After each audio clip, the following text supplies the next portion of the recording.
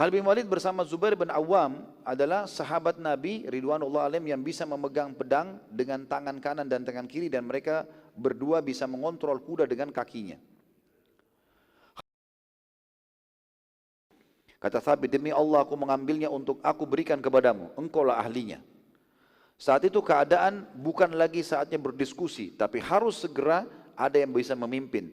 Thabit tahu, walaupun dia muslim sudah lama dan Khalid baru masuk Islam, tapi secara strategi perang Khalid bin Walid lebih mahir. Maka dia pun melempar bendera tersebut dan memberikan kepada Khalid bin Walid radhiyallahu anhu. Lalu Khalid pun tidak banyak berbicara, segera menegakkan dan menggerak-gerakkan bendera, tanda pasukan harus segera berkumpul. Subhanallah, tiba-tiba seluruh pasukan muslimin, ini yang tadi saya katakan teman-teman, bukan berarti lari karena takut, karena mereka bingung, balik kiri kanan tidak ada muslim yang kelihatan. Maka semuanya pada saat lihat bendera berkumpul seketika, ribuan orang tiba-tiba berkumpul di situ, dan segera semuanya bertakbir di sekitar bendera. Lalu Khalid tidak pakai menunggu, langsung mengatakan Allahu Akbar, serang ke arah mana saja, suruh serang. Orang-orang Romawi waktu lihat kejadian tersebut teman-teman sekalian, tiba-tiba pasukan berkumpul ribuan orang, mereka pikir ini ada bantuan datang. Ini dari mana? Kalau tadi pasukan yang sudah kewalahan ini, sudah pada lari, kau bisa kembali, bagaimana ceritanya ini? Kalau di hukum mereka, negara mereka atau keyakinan mereka tidak mungkin terjadi gitu. Setelah itu mereka menyerang lagi dengan semangat seperti awal, padahal ini sudah sore, sudah maghrib gitu kan. Ini dari pagi berperang. Suku Ghassan dan suku Romawi waktu itu benar-benar tidak percaya melihat apa yang terjadi. Muslimin menyerang mereka sampai menjelang maghrib tadi, dan sampai malam tiba pun mereka masih terdengar pecikan takbirnya, dan sampai masih menjatuhkan korban-korban musuh. Sampai akhirnya Muslimin meninggalkan kancah peperangan setelah mengetahui tidak ada satupun pasukan Romawi yang masih tersisa. Mereka sudah lari semuanya pada saat itu. Nabi SAW kembali menggambarkan peperangan yang sedang terjadi setelah beliau diam sejenak, dan tepatnya setelah terbunuhnya Abdullah bin Rawah radhiyallahu anhu. Beliau bersabda, dan sekarang bendera di tangan Khalid bin Walid, pedang Allah yang terhunus. Di sinilah beliau mendapatkan gelar itu. Serta muslimin kembali menyerang, dan ketahuilah bahwasanya peperangan yang sebenarnya puncaknya sekarang terjadi. Ya, karena seluruh sahabat itu berpikir, sudah malam ini kita mati semuanya. Gak usah lagi ada yang hidup sampai besok hari, malam ini mati semuanya. Sekalian, bimbing kita meninggal, kita kejar surga bersama-sama. Itu yang disepakati. Pada malam harinya Khalid segera mengatur pasukan yang belum pernah dicatat oleh seluruh peperangan dunia. Gak ada sejarahnya. Cuma umat Islam yang punya sejarah ini. Pada malam itu, muslimin disuruh ya berkumpul semuanya, pasukan kafir lagi lari-lari, mereka kocar-kacir, besok pasti ada peperangan. Lalu ia mengganti posisi semua sahabat. Karena setiap hari kalau mau menyerang, selalu disusun pasukan yang sama. Yang bagian depan-depan, yang bagian tengah-tengah, yang bagian belakang-belakang, yang kanan-kanan, yang kiri-kiri. Dan pasukan musuh karena sudah berapa hari ketemu tahu. Orang kalau kita olahraga, lawan misalnya sama musuh, musuh tahu, oh ini yang depan, ini yang gelandang, ini yang belakang, ini yang... Orang tahu kalau misalnya main bola, orang tahu. Jadi orang sudah tahu nih, orang-orang mukanya. Khalid bin Walid atur strategi berbeda. Yang di depan ditaruh paling belakang. Yang wajah yang jarang dilihat oleh musuh di belakang disuruh maju ke depan. Dikocar, diacak-acak sama Khalid bin Walid ini. Lalu diubah-ubah, gitu kan? Pasukan itu diganti, kamu ke kanan, kamu ke kiri, kamu ke belakang, diatur, diacak seperti pasukan baru semuanya. Lalu kemudian Khalid bin Walid memerintahkan agar baju mereka diganti. Jadi baju-baju, rupanya dulu kalau orang ditaruh di pasukan depan biasanya ada tanda. Mungkin diberikan kain warna merah, nanti di sana warna kuning, kan? Ada bendera-bendera kecil. Maka Khalid bin Walid suruh ganti baju satu sama yang lain. Kalau ada yang bawa baju cadangan, ganti semua bajunya. Jangan pakai baju itu sudah luka-luka, sudah kotor, penuh dengan debu. Kebanyakan sahabat waktu itu kebetulan bawa baju cadangan, maka mereka mengganti baju baru semuanya. Jadi baju yang kemarin rusak itu sudah diganti semua. Ya, luka-luka mereka ditempelin dengan daun-daun pohon, kemudian mereka mengikat dengan sisa kain mereka. Misalnya di dadanya ada sobek, maka mereka tempelin daun, lalu mereka ikat dengan kain, dililit di badannya, lalu pakai baju baru. Kemudian Khalid bin Walid juga mengganti bendera-bendera. Jadi bendera-bendera mereka yang kemarin dikenal oleh musuh diganti semua, kecuali bendera induk yang dipegang oleh pemimpin perang. Semua yang lain diganti, buat bendera baru. Tetap kayunya sama tapi warnanya berbeda. Kemudian pada saat itu Khalid bin Walid memotivasi mereka untuk semuanya sholat malam. Pada malam itu walaupun mereka dalam kondisi capek, letih.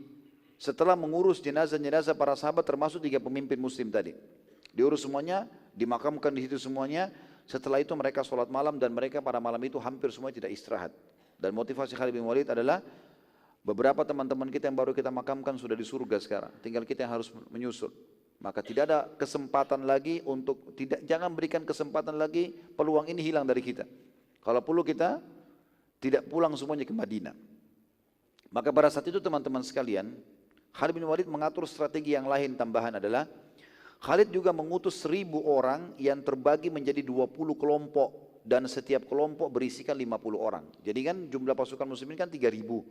Rupanya selama 6 hari itu yang jadi korban dari muslimin cuma berapa orang, segelintir orang. Sebagian ahli sejarah mengatakan jumlah umat Islam yang mati pada saat itu 17 orang.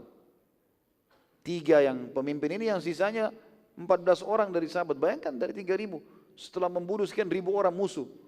Jadi jumlah mereka masih utuh, seakan-akan masih utuh. Kalau cuma 17 orang dikurangi dari 3000 nggak ada jumlahnya. Ya. Tetap besar kita.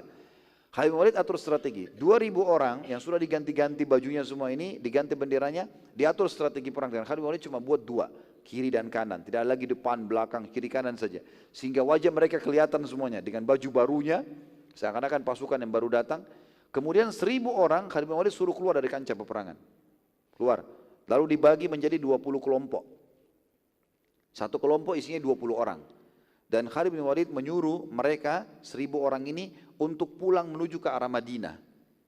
Ya, pergi jauh, keluar dari pasukan ini, pergi jauh. Waktu itu kebetulan memang padang pasir ya di situ. Kemudian masing-masing harus dari arah yang berbeda. Jadi misalnya ini arah sana berbeda. Jaraknya harus bisa, yang penting sudah bisa lihat temannya, itu berarti sudah boleh dia buat di situ strategi untuk mengatur peperangan. Apa yang dibuat oleh 20 ini? Setiap kelompok harus memotong pelapa-pelapa kurma. Daun-daun kurma, naik ke atas pohon, ditebas-tebasin pelapa-pelapa kurma. 50 orang ini dalam satu kelompok, 50 orang semuanya pegang pelapa kurma, lalu pelapa kurma itu ditaruh di pasir. Jadi mereka nanti kalau masuk ke kancah peperangan, caranya kata Khalid bin Walid, kalau satu lagi jalan, takbir, dan pelapa kurma ditaruh di padang pasir sehingga debunya terbang. Debunya semua naik gitu kan. Maka yang satu jalan, kalau dia lihat temannya sudah jalan mendekat, yang dekatnya bertakbir, juga sama lakukan lagi. Tapi ada jeda waktu. Terus saja 20 kelompok ini melakukan itu. Tapi besok paginya, setelah peperangan berkecamuk. Setelah itu teman-teman sekalian, Khalid bin Walid mengatur mereka untuk sholat subuh di tempat masing-masing. Khalid bin Walid sholat dengan pasukannya, yang ada di depan 2000 orang, dan yang sisanya mereka sholat masing-masing 50 orang ini, 20 kelompok. Pagi hari teman-teman sekalian, waktu sudah terang matahari, waktu itu Khalid bin Walid tidak serang habis subuh. Sengaja memperlihatkan pasukan. Musuh nunggu, subuh nyerang nggak nyerang. Maka masih kelihatan musuh-musuh banyak yang mengambil jenazah-jenazah mereka, memindahkan. Tapi mereka tidak lagi jenazah muslimin, sudah diamankan malam harinya. Besok pagi itu mereka tunggu sampai matahari terbit habis duha. Baru Khalid bin Walid sengaja membiarkan bendera berbeda, wajah berbeda, pakaian sudah berubah. Orang-orang kafir ini lihat, ini 3000 orang kemarin, 6 hari kita nggak bisa kalahin. Ini pasukan baru datang. Bagaimana bisa kalahin ini? 3000 aja kemarin nggak habis-habis. Begitu Khalid bin Walid bertakbir, Khalid bin Walid bilang saya takbir 3 kali ya. Takbir yang pertama Allahu Akbar, karena ikut takbir, nggak nyerang nggak apa, ikut takbir saja. Biarkan menggema suara takbir di kancah peperangan 2000 orang, gitu kan. Kemudian yang kedua takbir lagi.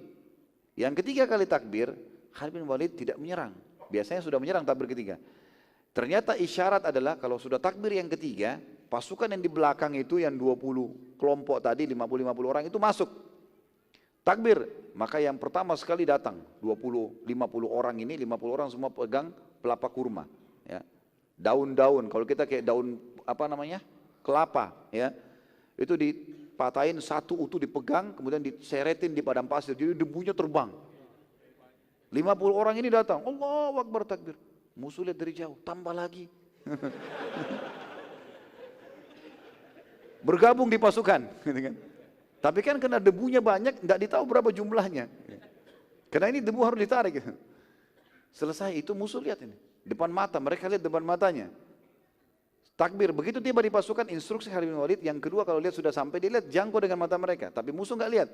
Masuk yang kedua, takbir lagi, Allah Akbar, 50 datang lagi, debu lagi berterbangan. Sampai 20 kelompok tadi. Musuhnya lihat itu bilang, ini pasukan baru datang. Pada saat itu subhanallah, strategi Khalid ini luar biasa. Membuat sebelum tiba yang terakhir dan sebelum debu semuanya turun kembali, Khalid bin Walid takbir, suruh serang musuh. Serang sekarang. Padahal ini orang yang kemarin juga ini. Gitu kan. Pada saat musuh melihat tersebut dengan takbir, dengan percikan takbir, mereka tidak berani lagi. Jadi pasukan musuh tidak ada yang berani menyerang. Walaupun mereka beryel-yel, dimotivasi, tidak ada yang berani maju.